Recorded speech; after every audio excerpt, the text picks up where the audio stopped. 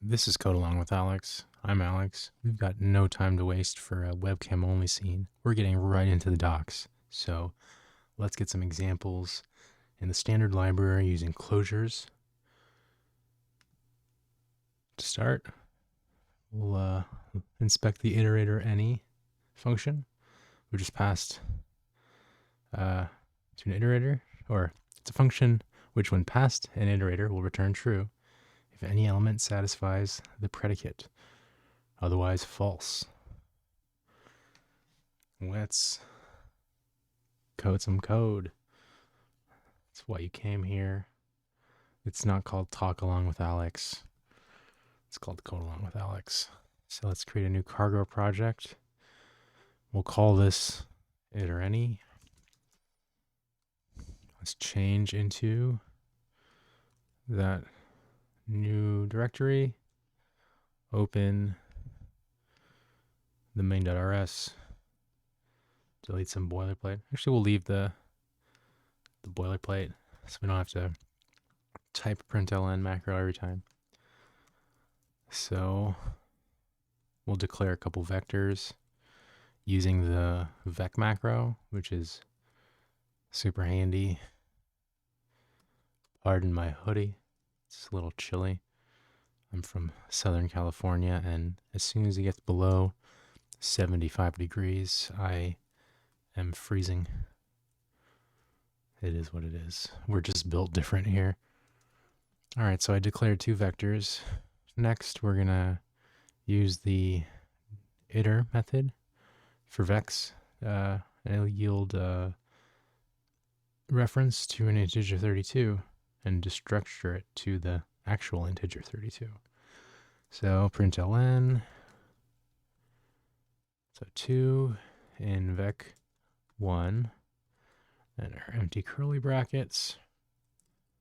Then we'll take vec1 iter any.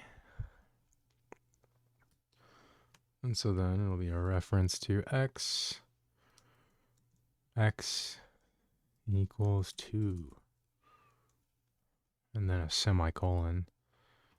All right, next we're going to do another println macro. This time we'll do the into iter instead of iter. And for vex, that yields directly an integer 32 with no destructuring required. So 2 in vec, actually just, oops. Got some butterfingers today. 2 in vec1. Oh, it's actually vec2. Excuse me. Empty curly brackets. And so then this, that actually is not vect, okay. Vec2 dot iter into iter dot any, and then in the any get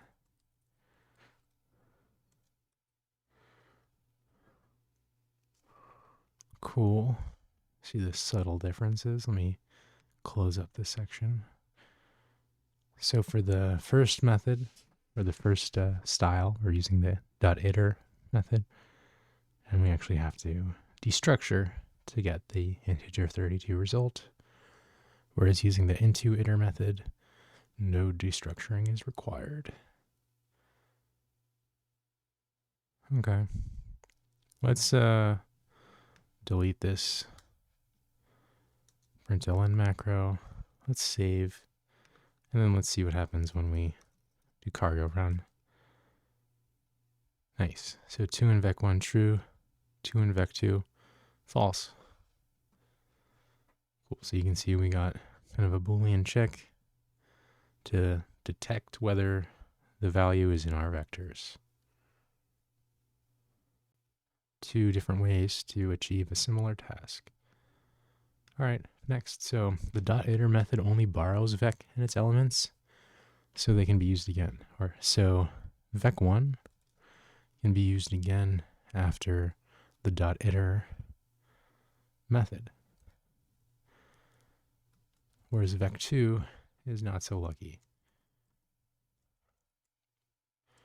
So here I can do vec1 I really like putting that T after C. Okay.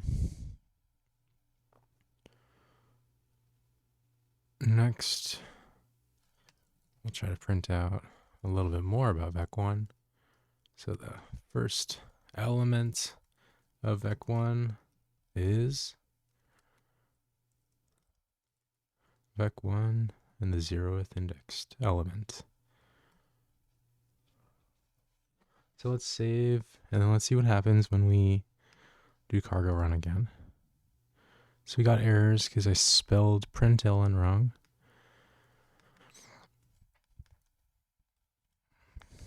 And now if we run the code again with the typo fixed, you can see vec1 length is 3, and then the first element of vec1 is 1. All right, cool. So now let's try with vec2 and kind of get an idea of this error that happens after an element's been, I guess, not just borrowed, but taken ownership. So it seems like vec2, it's no longer usable. So yeah, they move. So the .into_iter function moves vec2 and its elements, so they cannot be used again. So I'm going to copy paste these two lines to save myself a little time, but replace the relevant values where applicable. So we're going to try to print out the length of vec2 and the first element of vec2. Save, cargo run, got some errors. So we're trying to borrow a value after a move, which is no bueno, because vec2 was moved due to this method call. All right. And because vec does not implement the copy trait, we can't kind of like lazily copy things. So for now, let's just comment out these two lines of code and proceed further. Declare a couple more. We'll declare some arrays now and try to print those out. And then we'll proceed with the next example of closures in the standard library. So let array1 equals 1, 2, 3. Let array2 equals 4, 5, 6. And so let's use the .iter method on array1, doing a similar kind of check that we did before in the vector. So I'm actually going to copy paste this line and modify it just to do work on array1 instead of vec1.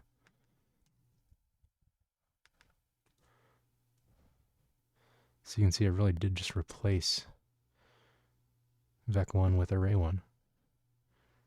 Otherwise, it is the same code.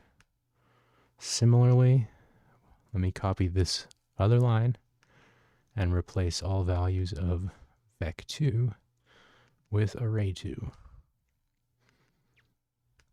Nice. Nothing fancy. Copy paste. Pays the bills.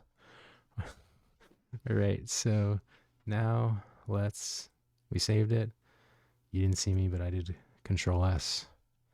And so now let's do cargo run one last time. Wonderful. So you can see the .iter and .into_iter methods act similarly upon vectors and arrays. That's about it for the iterator any section. So now let's move on to searching through iterators.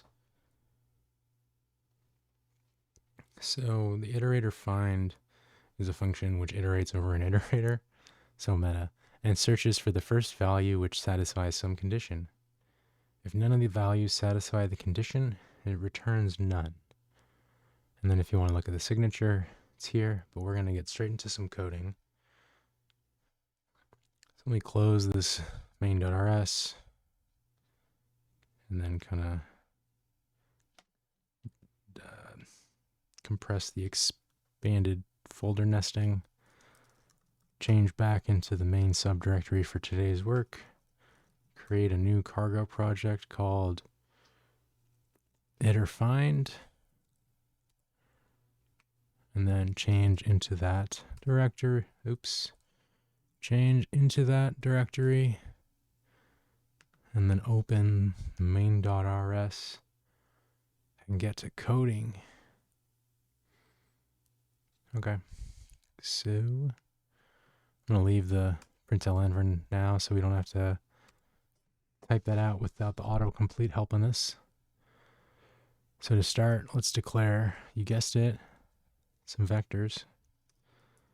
So we got vec1, which is using our vec macro, which is very quickly becoming our, I guess, second in command behind the println macro in terms of the leaderboard of macro usage. I think those are the two main macros I'm using at the moment, vec and println. But we'll see as we get deeper and deeper into Rust what other macros emerge. I know with you, there's the HTML macro, which I'm gonna inspect a little tomorrow, so that'll be fun. But for now, we'll just stick with vec and println. So I bound some vector variables. Now let's use the iter method and yield the reference to the integer 32.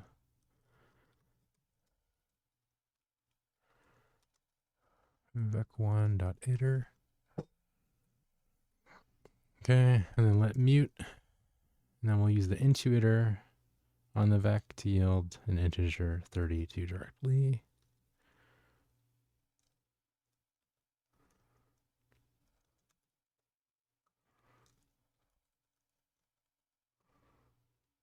Okay, and then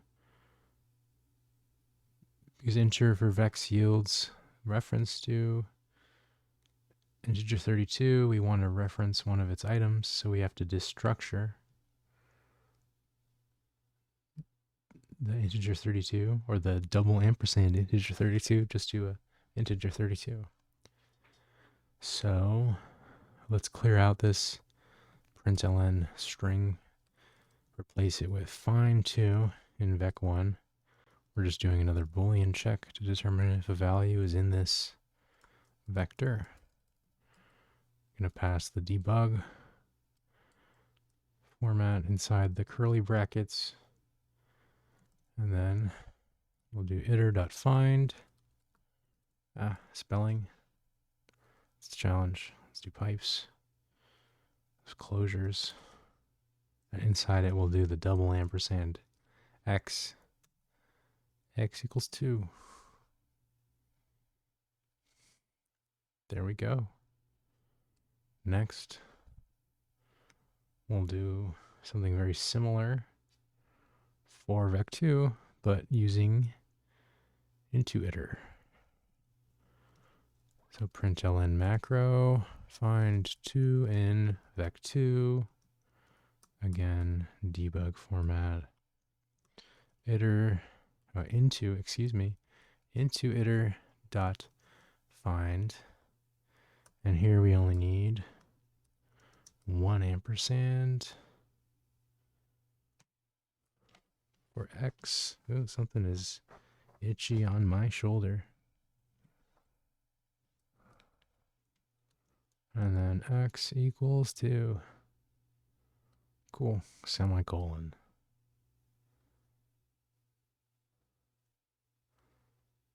So we're only having to destructure a single ampersand x to, or a single ampersand integer 32 to an integer 32 instead of the double ampersand. Save this, do cargo run, see what we get. So is vec, or is 2 in vec 1. The result we get sum 2. So it's, I guess, equivalent to true. And then whereas in vec 2, it's none, which is the version of false for this use case. Okay. Now let's create a couple more arrays.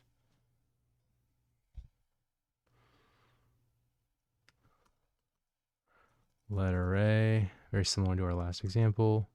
Let array 1 equals 1, 2, 3. Let array 2 equals 4, 5, 6. And then let's copy paste our println statements and then tweak as necessary.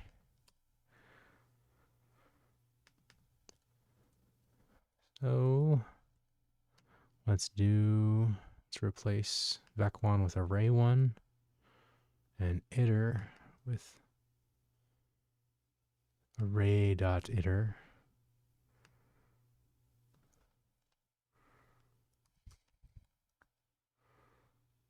Okay. And then we'll replace vec2 with array2 and then array2.into iter dot find. Everything else is the same. Save this, cargo run. So very similar behavior between arrays and vectors, similar to our previous example, except instead of true false we get none as the false equivalent and then sum with the value that we're searching for, in this case 2 instead of true.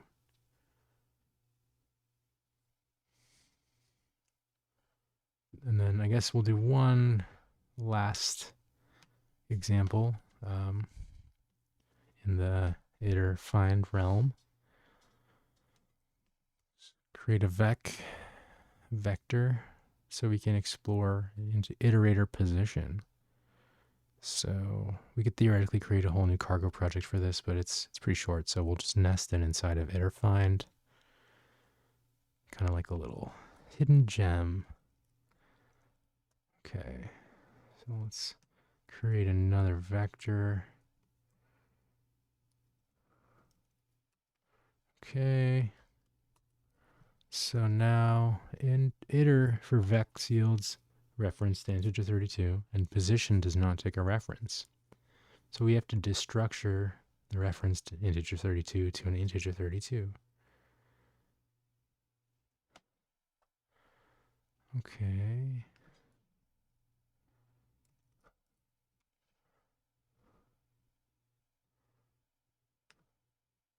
Cool. So let's get right into it. What's a borrow, not a reference? Excuse me. Might have been using the wrong terminology. I just wanted to double check. Okay. So we have our vec.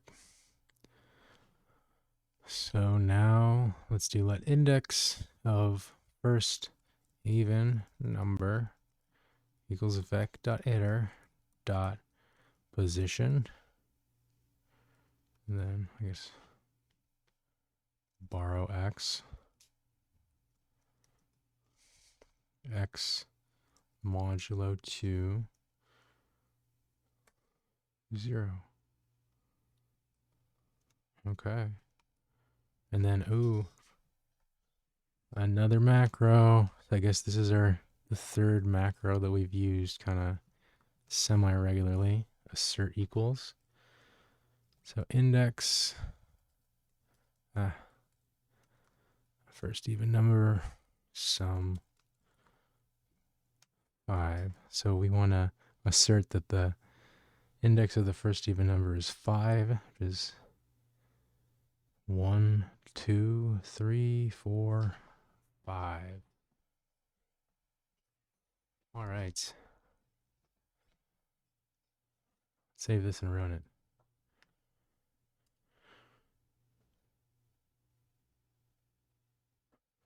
Guess we're good because we didn't get any angry, oh, forgot a semicolon. That could be it. Oh no, I guess just, if it is satisfied, it is not going to yell. Let's see what happens if it's wrong. Oh yeah, okay, it got angry. Okay, cool. Let's do a very similar check. Let index of first negative number equals vec into iter position pipe x, where x is less than 0. Let me add a little space in there to make it a little prettier. That's better. Assert equal macro coming in clutch. Index of first negative number none, because there are no negative numbers in this array.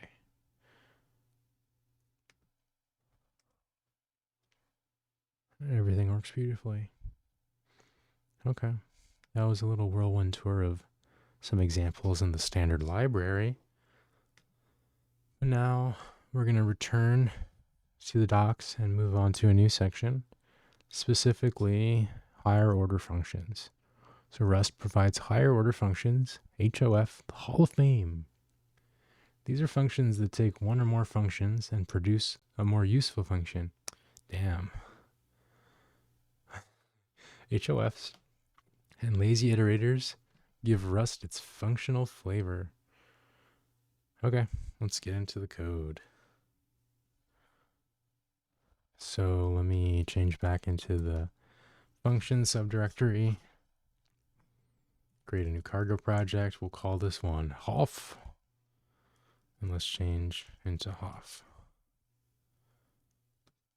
Let's open the folder. Damn, this project's getting bigger. We put in the work, team. Okay. Let me get to coding. So to start, let's add a couple space or line breaks. Let's declare or define a function called isOdd. Takes an input parameter n of unsigned integer 32 type, and it returns a Boolean type. And the function kind of body is just n modulo 2, remainder is 1, or n modulo 2 equals 1, so it's an odd number. Okay. Next, let's do println. We'll replace the hello world with find the sum of all the squared odd numbers under 1,000. Yeah, this sounds like some silly leak code question or something. Let upper equals 1,000. So we'll start with an imperative approach. So we'll declare an accumulator variable. So let mute a mutable accumulator variable called acc set to a value of 0. And so let's iterate to infinity and beyond. For n in 0 dot dot, let n squared equals n times n. If n squared is greater than or equal upper, which we've set to 1,000, break. Else, if is odd, n squared, accumulate or increment the accumulator variable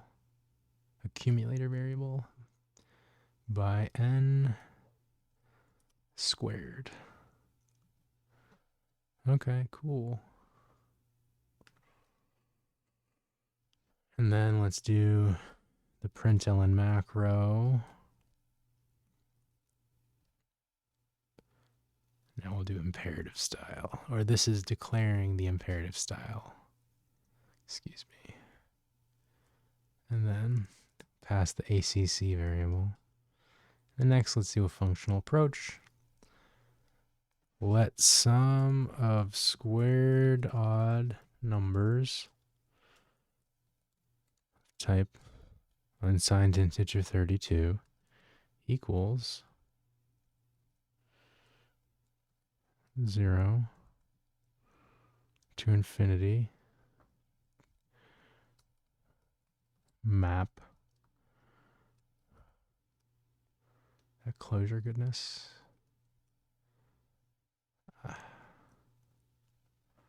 n, then n times n. Let me add some spaces to make it look a little more easy to read. And then let's do an enter.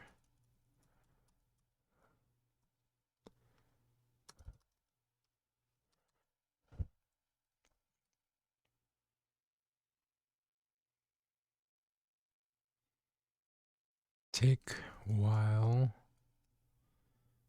we got our pipe. Let's borrow n squared n squared is less than upper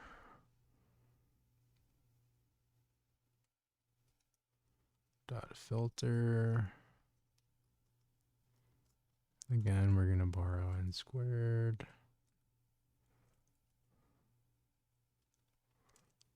is odd n squared dot sum. Okay, that's tricky. That's tricky. It's kind of hard to see though. Let me.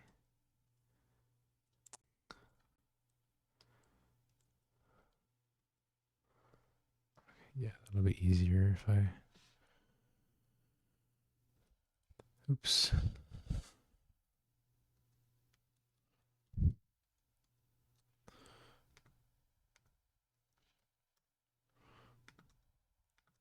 Okay, a little more legible. At least to compare the two styles. So you're not really doing a for loop using the functional style. You're instead mapping. So it's interesting. So finally, I'll take a break from admiring the differences. Print out functional style.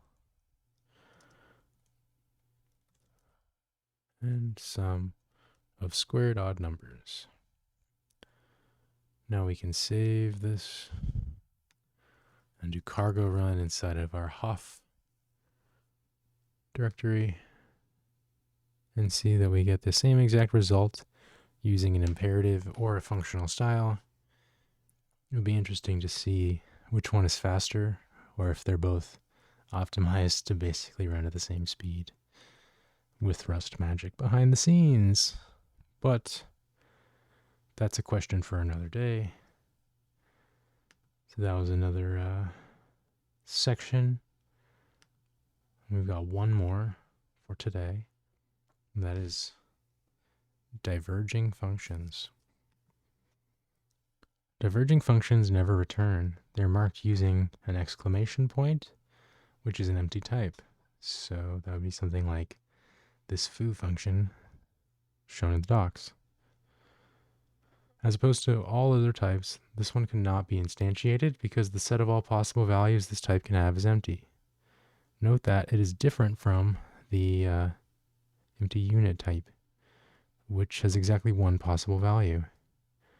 For example, this function returns as usual, although there's no information in the return value.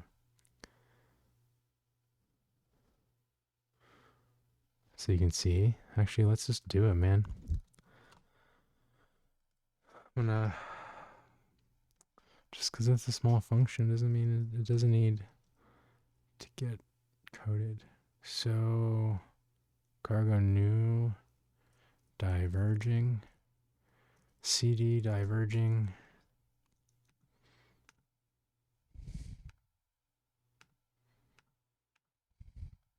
Let's get to it.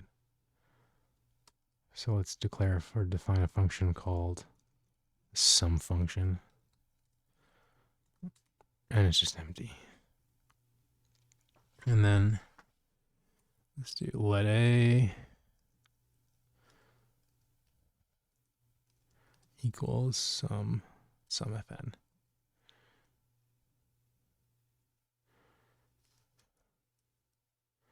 So now let's save this and do cargo run.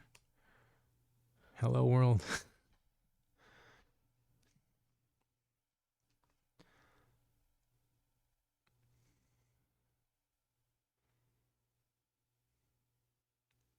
Whereas something a little different, I'm gonna do a new main function. So if we let x of exclamation type equals the panic macro. Damn, we're getting some new macros today. This call never returns.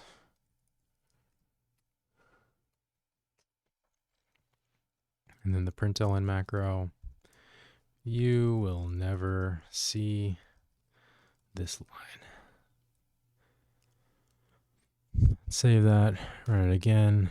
Could not compile diverging. Ooh. The unreachable statement. Okay. That experimental. Oh, I forgot to add the never type. Apologies. Let's try one more time. Still didn't like it. Okay.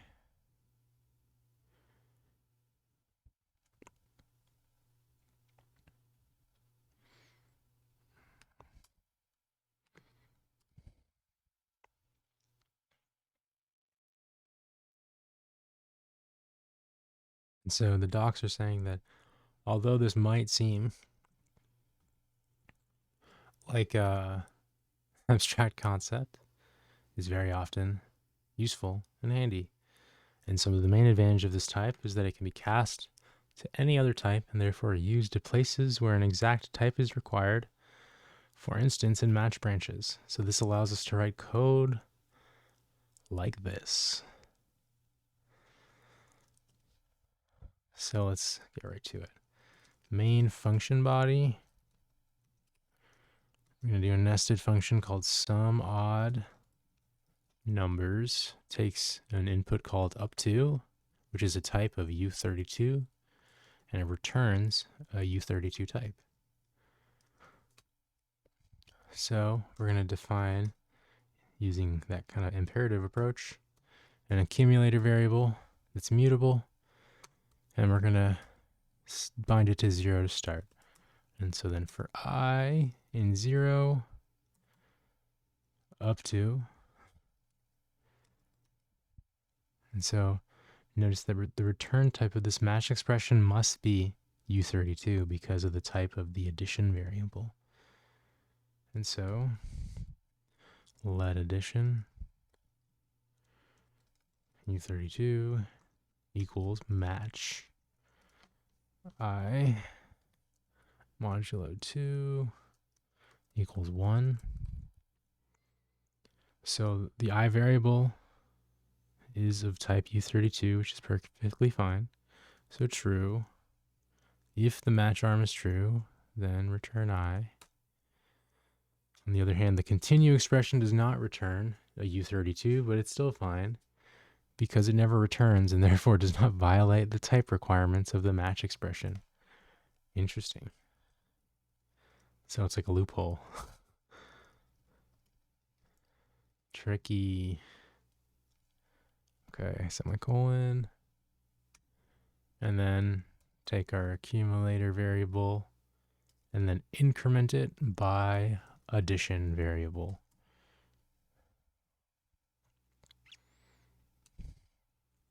And then we'll return our accumulator variable and print out. Yeah, we're returning our accumulator variable to the nested sum odd function body, and then inside our main body, we're going to now do a println statement and invoke the sum odd numbers function.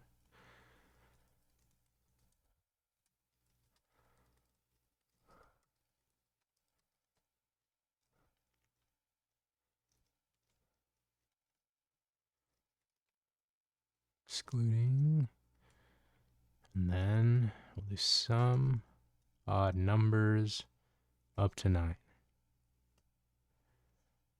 Let's save this. Appreciate the glory of this code. And then do cargo run.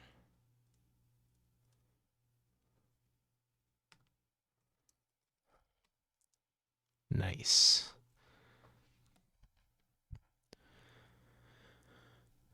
Because that's the equivalent of println, or I guess let sum equals 1 plus 2 plus 3 plus 4 plus 5. There must be a better way, but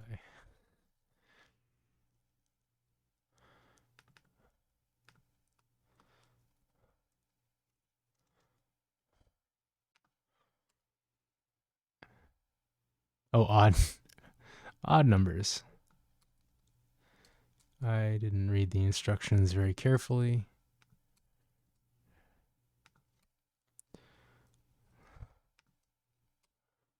$16.16. Just wanted to double check. Awesome.